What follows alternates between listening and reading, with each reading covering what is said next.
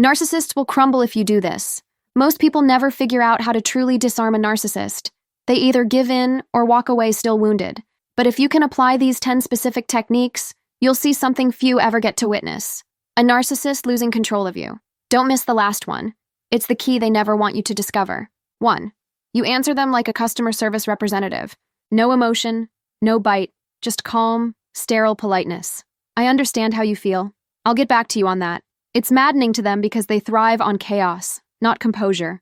Your neutrality tells them they've lost access to your emotional dashboard, and that's their worst nightmare. 2. You stop reacting to their self-revisions. Narcissists rewrite history faster than bad PR teams. But when you stop correcting them, when you simply nod as they distort the past, they start to drown in their own narrative. Without your pushback, they lose their favorite sport, defending lies under pressure. They spiral in the silence of their own contradictions. 3. You treat their compliments like background noise. They toss flattery like bait, waiting for your sparkle of gratitude. But when you receive it with a polite smile and move on, as if you just heard the weather report, the feedback loop breaks. Their validation becomes worthless currency in an economy you no longer trade in. 4. You speak slower than they argue. A narcissist's weapon is speed, rapid-fire deflection, blame, projection. But when you slow the tempo, pausing between sentences, they can't keep their rhythm. Your silence becomes a mirror, forcing them to hear their own absurdities echo back. Few things unravel them faster than time to think. 5. You stop proving your goodness. They bait you into defending your character so they can keep the power dynamic tilted.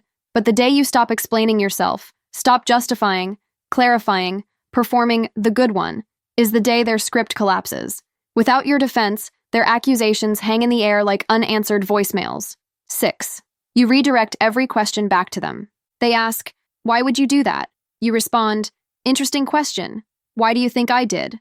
That subtle flip places them under their own microscope. Narcissists despise introspection. It's like asking a vampire to look in the mirror. The more they try to escape the reflection, the more exposed they become. 7. You let silence end the argument. You don't storm out. You don't explain. You just stop speaking, completely.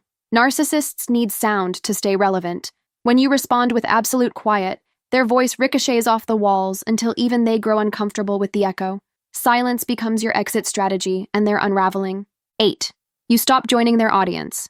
When they brag, dramatize, or play the misunderstood genius, you no longer react. You change the subject. You check your watch. You look away mid-story. That absence of attention is the emotional equivalent of unplugging their spotlight. They don't know how to perform in the dark. 9.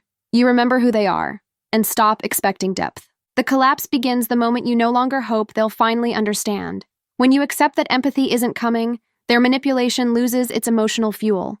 Detachment is the most advanced form of self-protection. It's not cruelty, it's clarity. 10. You make peace with being misunderstood. Narcissists depend on your fear of being the bad guy. But when you no longer chase their approval or their version of your story, they lose leverage.